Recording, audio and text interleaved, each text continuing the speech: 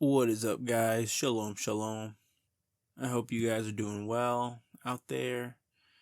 I hope the Lord is showing you some things. I hope the Spirit's moving in your life. Yeah, I'm actually, I feel like I say this every week, but I am excited about this teaching. It's kind of neat and it's also very relevant to, well, a few things, a few updates. I'll try my best to hold my tongue just for privacy's sake and all that kind of stuff. But God is doing some pretty cool things on the horizon. There's some cool things on the horizon, is maybe the better way to say that.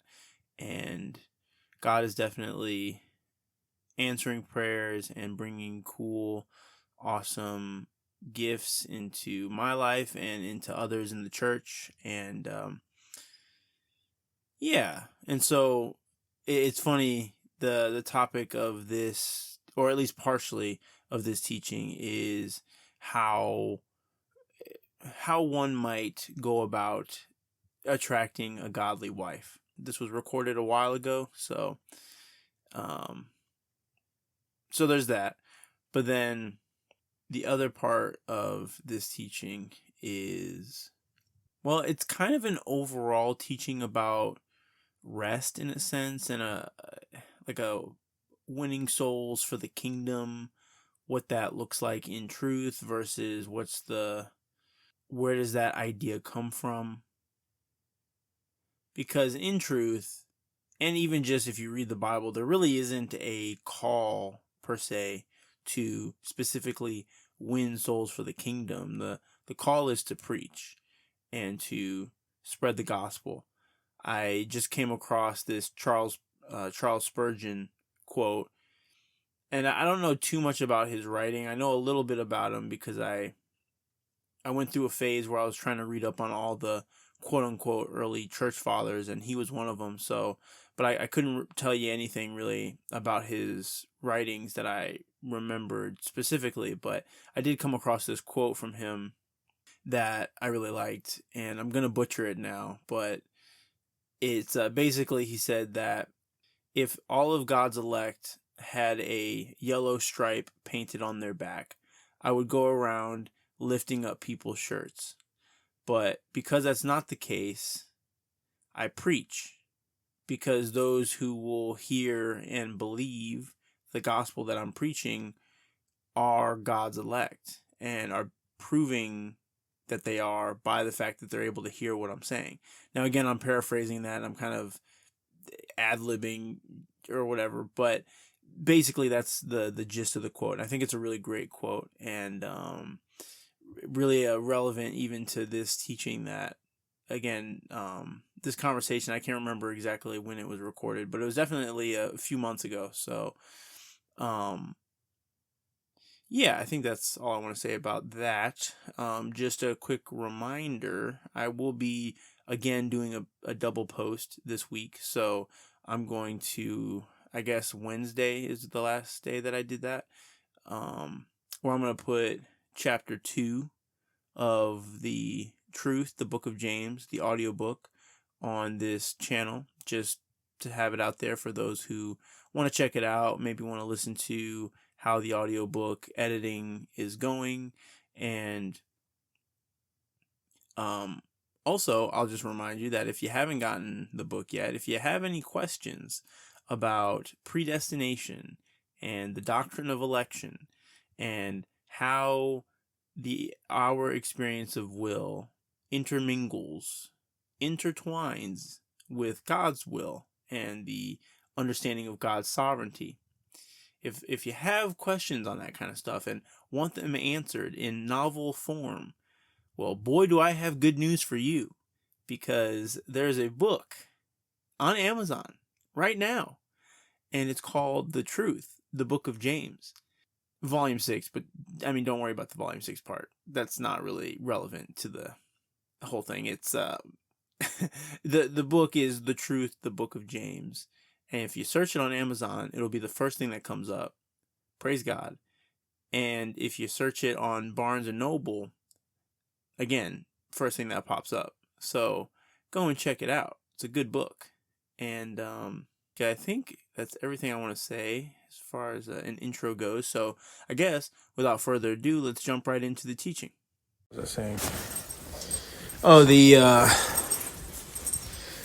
so the things that I was talking about with, I think maybe I've mentioned this to you a time or two or something, but the first one is like I was, I've run into the frustration with maybe different potential wife prospects where specifically it came up in like my conversation with just thinking about, if I had $1 million or like $400 million, which is I guess it's 900 million is the lottery for Arizona right now. And so then you cut that in half because of the government. And so it was like 400 million. I'm like, man, if I had 400 million, like it might make this whole thing so much easier because then these girls would be like, oh, well, you're not a loser. You can provide the life that I'm demanding you provide for me. And though that might make things more expedient in a carnal sense, I actually wouldn't want that because, like, at that point, what am I gonna be getting with that? It's, Proverbs is very clear about warning against, being with a contentious woman, and that you'd be better off living in an attic than in a big mansion with a contentious woman.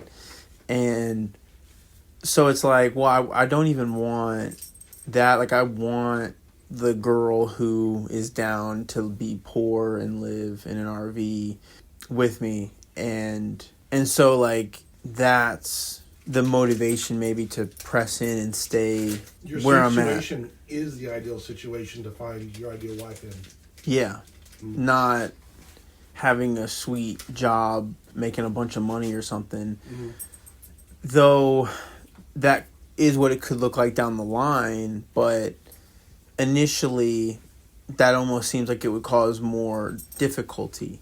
And then when I start to look at that like a mirror between me and God, then it's even more so like, if I can't be in this situation with God, why would he ever give me $400 million or answer that prayer or whatever? Because it's like, you can't even be faithful with a little RV that I gave you, which I very clearly gave you. And it was like, answer to prayer. And how did you show up there versus if I gave you $400 million, which I can do, but you're not necessarily showing up like the good wife.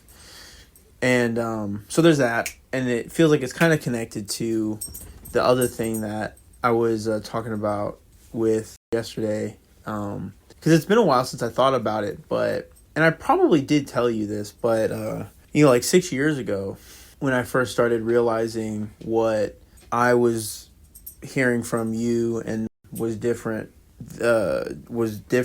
very different, not just different denomination, but like a whole chasm of difference between what we have in the truth versus what mainstream Christianity has. I remember praying in my bed in Chicago, like, God, make me a godly man. Like, I want to be a man of God. And at the time when I was praying that, I thought what that looked like was he'll make me a pastor at a little church, and maybe I'll make, upward 5 figures, maybe 6 figures. I'll drive a nice little car, have my nice little wife, and be in the suburbs of Chicago, and I'll just be a competing church with, that would be what that looks like.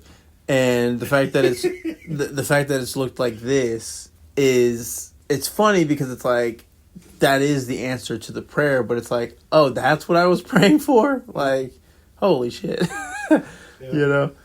And but I'm also grateful that that's been the answer to that prayer, and it's been really cool. And he's faithful, but I do feel like I'm a more godly man than I was 6 years ago when I prayed that prayer. Yeah.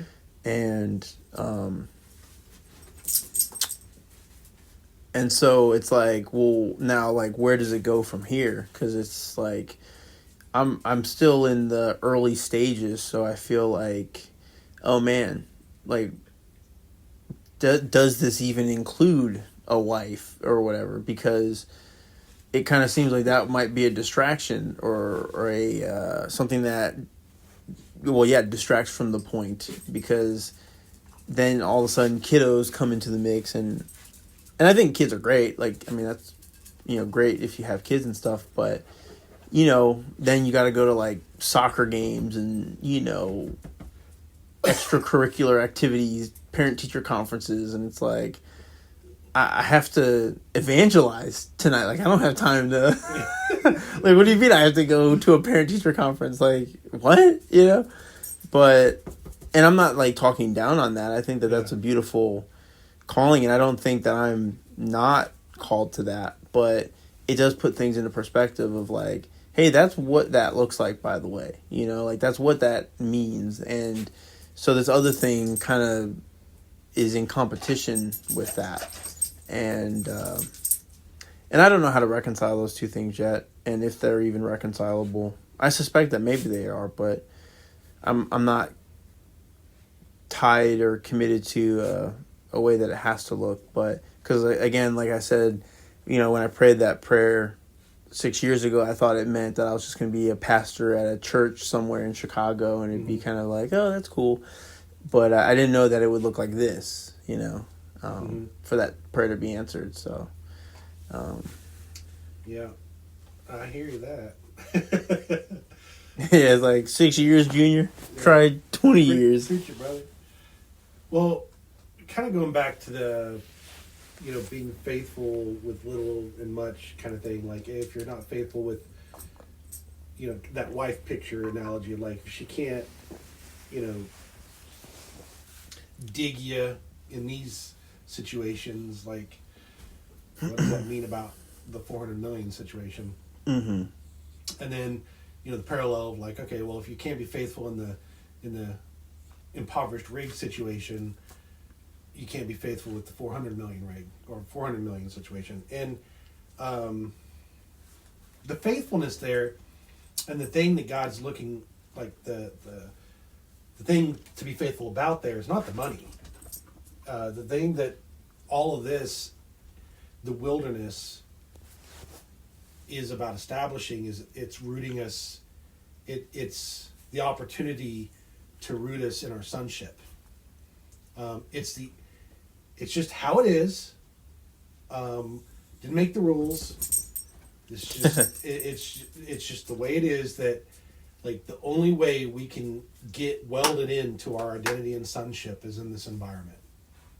It's just how it is. It cannot happen in abundance. It cannot, like, it requires us being exposed to the options of death and suffering, and us going, okay, right,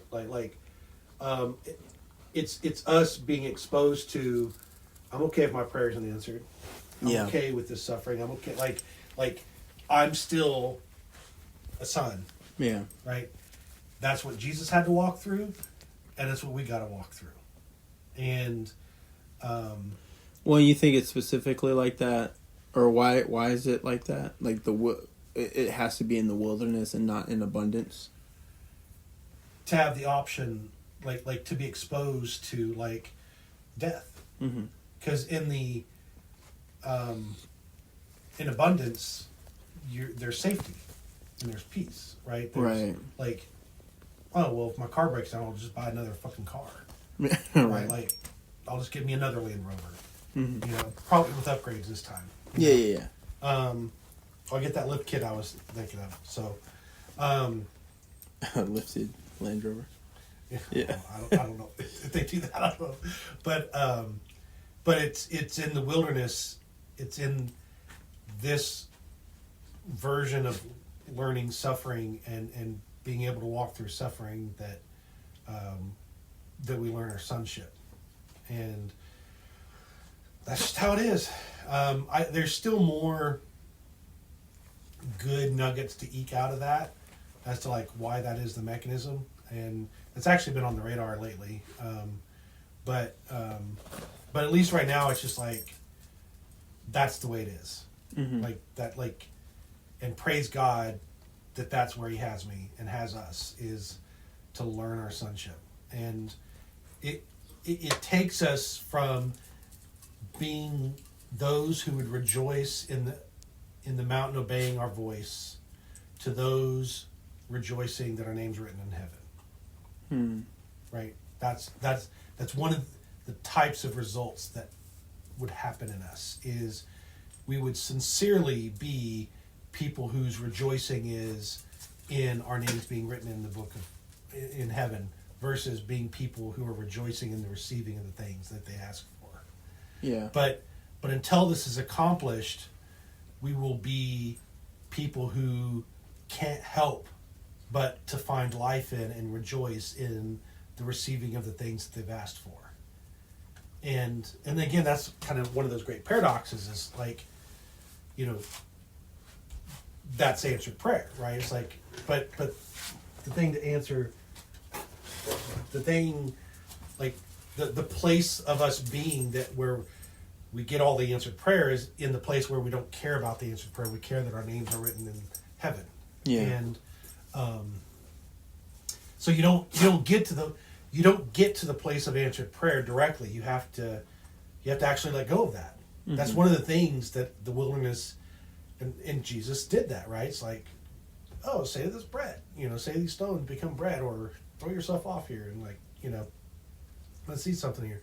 Like, no, I don't need to prove my sonship is not in any of those things. That, like, we have to be in the situation where we're stripped of those things so that we learn and we have the opportunity to be proven in that faith of my identity is in my sonship. It's not in any of those things. Like, what I find life in is my sonship, not in the answered prayer. And so how is that proven? Is it proven that I'm only finding life in my sonship and not answered prayer? Is that proven when I'm receiving answers to all my prayers? No. Right. That's proven and it's learned in the moments of unanswered prayer. Right. Where if I'm, so that's just how it is. And well, what's crazy about that is the amount of answered prayer that I've received, that we've all received, in this wilderness season of not receiving answered prayer. So then it almost makes you think, holy smokes, when I'm fully walking in my sonship and also walking in power, like, what is that? Like, because if God is answering my prayers now in this time of where my prayers don't actually get answered, just because I'm learning that contentment, that sonship, then walking in power, I mean, it almost makes the whole speaking to the mountain and telling it to go move, like, that's the obvious result of what would be happening at that point. Because even in this part, God answers my prayers, and He does it in a way that maybe frustrates my fleshly sensibility, but He's faithful and He answers those prayers, and even when He doesn't, it's like, well, I'm still a son. Right. And so then it's like, oh crap, when the power comes into the picture, I mean, there's going to be nothing off limits at that point. It's just going to be... But, and it's kind of this beautiful wisdom of it, of it's like the catch-22 of like, the only people that are going to be walking in that power are people who don't care about that power. Mm-hmm. They're not finding life in it, right? They're finding life in their sonship. Right. Like, that's what they're living in. So they won't need or want to do any of that stuff. And the other thing that, as a result of that is being able to suffer and being able to rejoice in suffering. Yeah. So in the wilderness phase, the relationship to suffering is contentment, being able to content yourself with the suffering. But in the power phase, it's being able to rejoice in the suffering. So, like, you have the power to tell the mountain to fuck off, and yet you're not going to, because you don't need to, because you're not finding life in it. Instead, you're going to rejoice in the suffering. Wow. Right. You're going to be sleeping on the boat as the storm is happening, and you're not going to care to tell the storm to go away. Right. Now, your buddies might be flipping the fuck out, and so you go and you tell the storm to shut up, and, all right, fine. All right. So-called fishermen, they're freaking out. And you're like, all right, I will go and cast the storm away. Yeah. So you stop pooping your pants. Yeah. But yeah, so this is the place where we learn our sonship. Mm-hmm. It's in the wilderness. And God does, he's given us in our individual lives and, together this perfect mix of answered prayer and unanswered prayer, right? Answered prayer to, validate and like, yes, this is correct. And also like, burp. Yeah. And like, you're still trying to find life in this. Mm-hmm. And like, stop trying to find life in that. So yes, I do want to answer your prayers, but also you're finding life in it. Yeah. So. Yeah, that's a helpful word. That's really interesting, because I don't know. It's just it puts into perspective what maybe the priority or the thought process might be in being out here, and just certain expectations or just thoughts about things, like Jesus didn't run for governor or senator in he didn't try to rise in the ranks of the Roman political. Yeah, because he's like, well, I'm the son of God, so I need to be the guy, making some laws, because I would know, like, what are the good laws. Mm-hmm. But he kept everything low key and did exactly what the Father put in front of him, and preached to whoever was there to hear him. And it was even like he was preaching to mostly Jewish people. I guess there were some Gentiles sprinkled in there who were hearing the message just because they lived in Israel or in Jerusalem and stuff. But yeah, he wasn't trying to win souls for the kingdom. There's phrases like that in churchianity that just really, it's funny. They didn't used to bother me as much as they do currently, where I hear people say that, and I'm like, what does that mean to you? Like, first of all, where does it say that we need to be doing that? And then also, what do you mean winning souls for the kingdom? Like, that phraseology is just so against the truth. It's like, I'm all for preaching. That's what the heck we've been talking about this entire time. Like, I'm feeling a call to evangelism or something, but the idea of my goal in life is to win souls for the kingdom is that is not any, I'm not against anyone who would come into with reading the book or whatever. It's that brings me so much joy, because I just think that's so awesome that oh my God, that's maybe a sister in Christ who we're just now gonna learn about, and that's awesome. But I don't care if one way or the other. I'm not losing sleep because there's people in lost tribes in Africa who have never heard the gospel preached or whatever. It's maybe it'll get to them, maybe it won't. That's fine. I don't care one way or the other. I don't wish bad things for them, but if they happen to come across the gospel message, great. If they don't, that's fine too. But and that's how Jesus was showing up as the Messiah, is just I'm here to preach to whoever is here to hear it. And then even when it came to writing stuff down, that was all the apostles writing stuff, the disciples writing stuff. It wasn't like Jesus was writing his own words down and trying to, get them out there to the people. So it's just kind of, I guess maybe this even just goes back to like trying to walk like Jesus. What would Jesus do? Or like these types of things that maybe mainstream Christian people would be saying. It's like, well, in what ways are you doing that? Mm-hmm. Like, if you're so concerned with walking like Jesus walked, then why don't you walk like Jesus walked? Like, do what he did. And like he did it.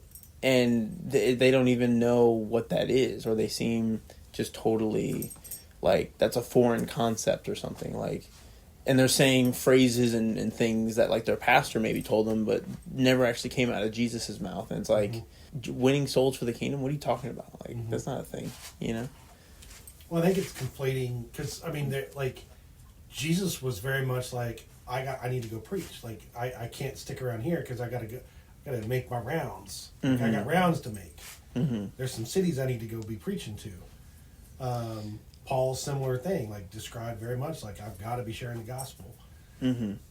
But that's not to be conflated with, Jesus also said, like, no man can come unto me unless the Father draw him. And the only people that, I'm here to shepherd the ones that the Father gives me. Right? That is the opposite of I need to go win souls. Yeah. And and so they're kind of conflating the two. And that's when you end up with these sayings and these ideas that are not anywhere in Scripture. It's just like, I'm not seeing anybody say that. Like, what are you talking about? Yeah. But yeah, the preaching for sure. But, where I think you can have that, zeal, like Paul was describing, the zeal to preach, but also kind of the laissez-faire of like, I don't care who converts, Yeah. Like I think that's and that would blow the circuits of the brain of a modern mainstream Christian, right? It's like, well, why would preach? Like, if the point of, like, if you're not concerned about people converting, then why would you preach, right? Like, yeah, I'm just thinking of the emoji with the head exploding thing where they're like, what do you mean? What are you talking about? Yeah, I really like the idea of setting up a little booth and making it more like Jesus talk, faith talk, and also there's a book that you can buy if you want to have more sovereignty questions answered for you. Yeah, that resonated pretty hard. Like when we kind of touched on that, I was like, oh yeah, like that's good stuff. Well, still may only have one conversation that afternoon, but it might be a great one. Yeah. But I'd also feel a lot more like emboldened to, instead of being like, hey, you want to read my book? Be like, hey, yeah, you're a take a seat. In a book. Prove me wrong. Yeah. Well, I don't want to challenge them to prove me wrong because they'll do all sorts of stupid shit. But what was the other? Change my mind. Change my mind. Yeah. You're a character in a book. Change my mind. You're a character in God's book. Change my mind. Yeah, I wonder how that'll go over, or like even the phrasing of it. Yeah. Where it's not whatever it ends up being. Yeah, like, so it's not so much antagonistic, but it is kind of like thought-provoking, maybe challenging of certain challenging to certain things that you believe or believed, and yeah, I just think about that time where me and were walking from the Taco Bell, I think to meet up with you and Ashton, I think probably. And those street preacher guys were there, and we were having some fellowship kind of with them and talking about stuff, and then they wanted to pray the sinner's prayer with us and shut it down like, hold on, like, we're not sinners. And then it turned into this whole like conversation, very antagonistic, where they were once our friends just seconds before, and then suddenly it's like, what? Like, you're a blasphemer, you're a heretic, and it's just like, all right, let's have the conversation, And that was actually a really fun conversation because, I don't know, you start to notice patterns with the things that a lot of Christian people are tripped up on, and like things that they just won't let go of, and it's like, that's the thing you need to let go of. oh, your life would be so much easier if you just let go of that thing.